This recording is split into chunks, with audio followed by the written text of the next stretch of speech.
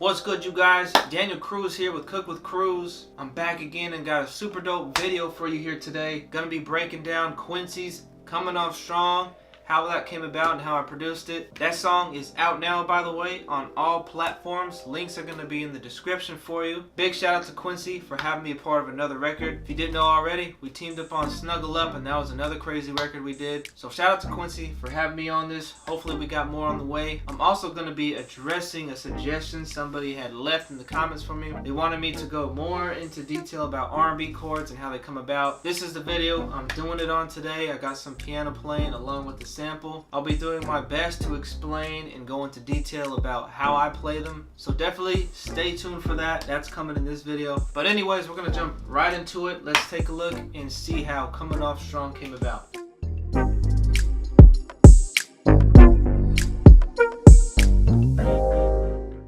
So starting off, what started the beat here, came across this sample off of Splice. It's basically a pad played in reverse. I thought it was really dope. Here goes the original sample for you.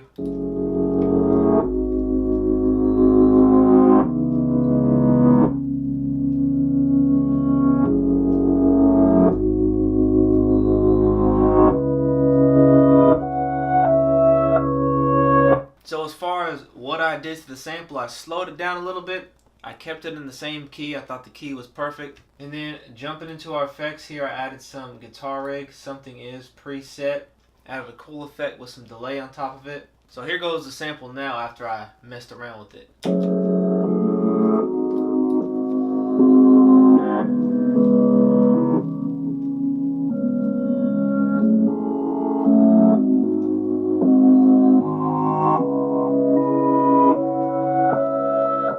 And then after that, behind the pad there, I added a percussion loop. Actually came from the same pack the sample came from on Splice. Lined that up with the pad and it fit pretty nice.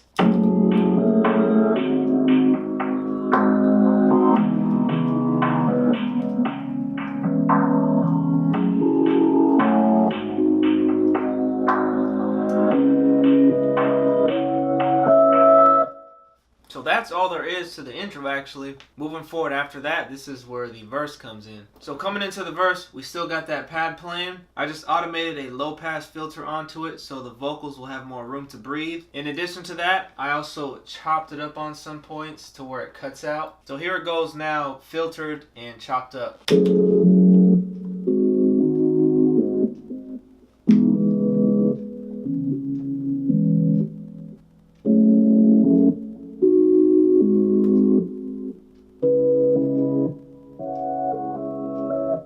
So diving in a little bit about how I come up with the R&B chords and stuff like that. With the bass here, I'm going to tap a little bit into that, but get more into detail in the pre-hook when I actually play the keys. But obviously for the bass, I have to know the key of the track. I knew the key of the track, and then by ear, I just figured out the root notes of the chords, and that became our bass. Those root notes, for me, are super important because that's the foundation of where the chords are going to come from. So as I show you the bass here, these are just the root notes of the chords from the sample here. While I'm going to be playing the bass, I'm going to throw in just a snap of the drums just so we can get a vibe going here.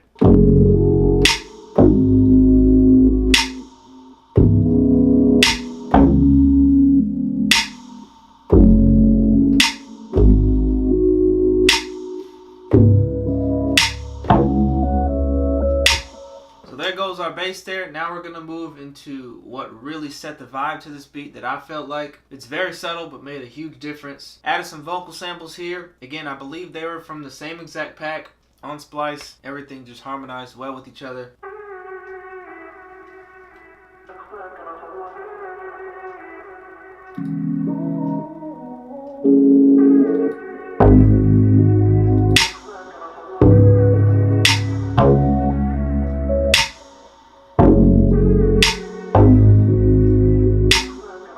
Now all we're really missing for the first 4 bars of the verse here is the remainder of the drums I added. Here they go right here.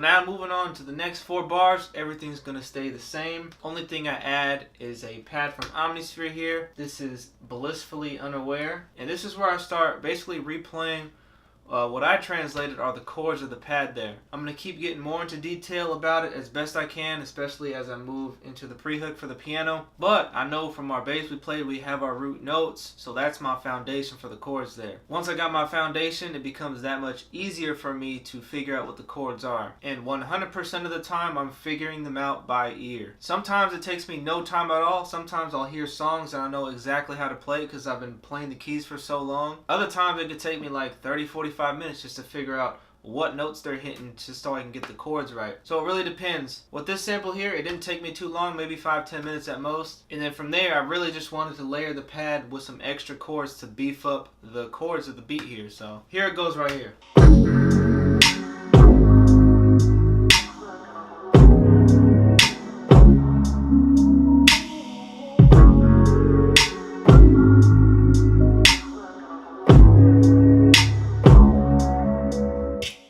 So there goes the chords there. It does sound kind of weird with me playing it back live. This patch is actually kind of weird how it works when you play it. I'm going to play it from the pattern so you can kind of hear it a little more clearly.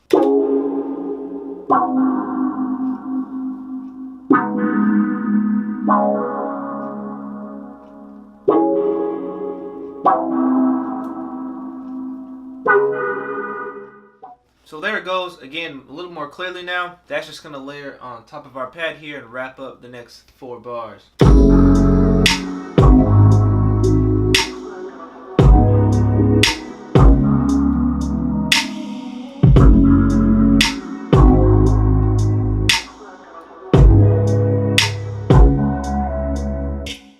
Moving on to the next 4 bars, nothing crazy goes down, just going to add more to the drums here.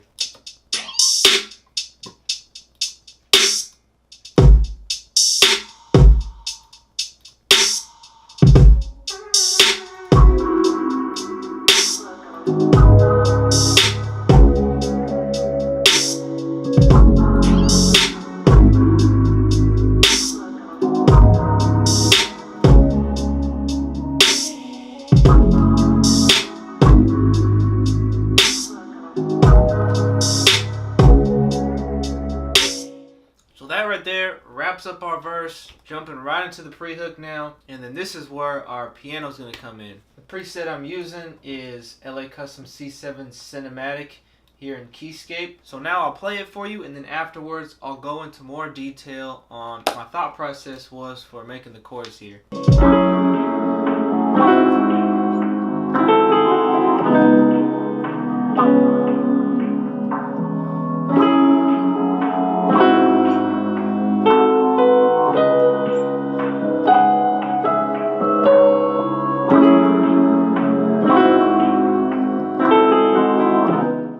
So there goes the keys right there for the pre-hook. And now addressing the suggestion that someone had made and that some people have been wanting to know how I come up with R&B chords or how I play them by ear. Before I address that, I want to make it clear that I didn't learn piano in a traditional way. I never took lessons or music theory or any of that. In fact, I actually kind of taught myself music theory on my own, and I didn't even know it was music theory. I would literally figure out how to play a song, a real simple beat or a song by ear, and then just from there figured out there were patterns to the keys that you see here. I know it sounds crazy and confusing, but that's just kind of how I learned it. But with that being said, going back to our bass, we had our root notes, right? For this song in particular, we had F sharp, G sharp, and C sharp. 3 notes, basically 3 chords. I know it looks complicated, but it's really simple. 3 notes, 3 chords. So just from experience, again, I've been playing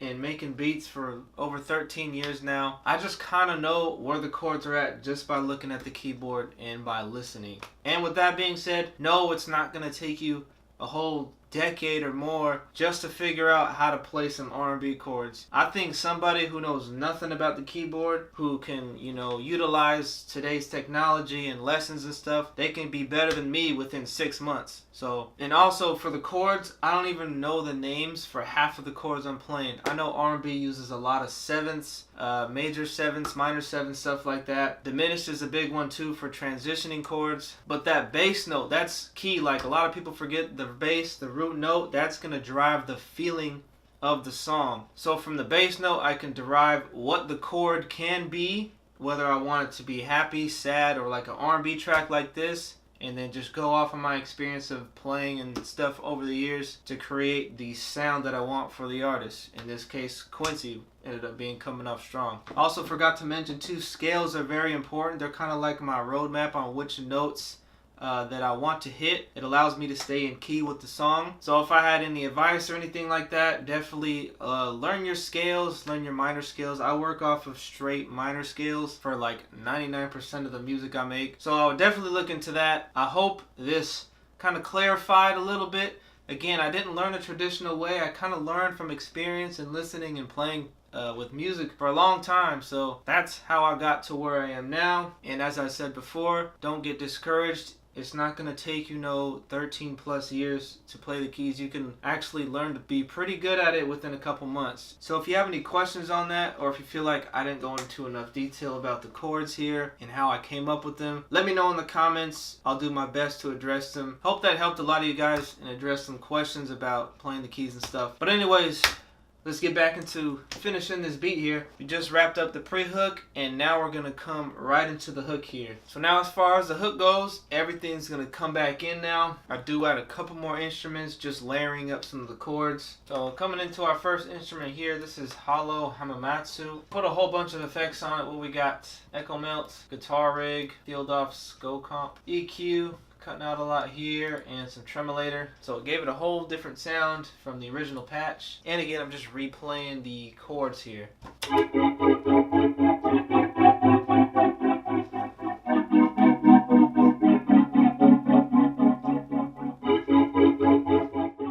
And a second instrument I added here, Retroplex Pluck Piano and Omnisphere. This is just basically mimicking the piano we had in the pre-hook.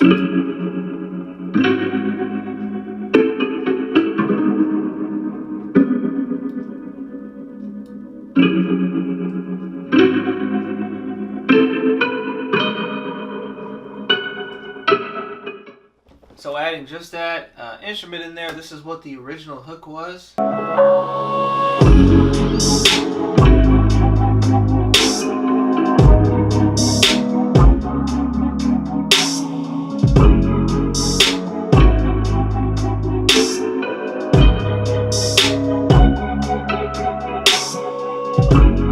So that is what I initially had, and what's super dope with working with Quincy is that he really allows me to be a producer for the record. So he originally wrote to it, recorded it, and he sent me back the acapella so I can go back in and do some reproduction. I think both listening back, we felt like the hook of the beat could have been a little more fuller based on what he had wrote. So I came back in and added a few more things to the drums and another pad here. So as far as the extra drums I added, really just a simple closed hat and another snare.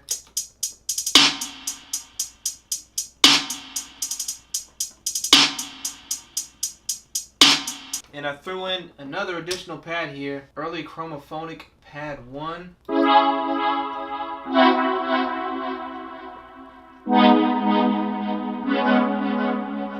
So now with the additional drums and the extra pad there layered up, this is what it's going to sound like, followed by going into the second verse here.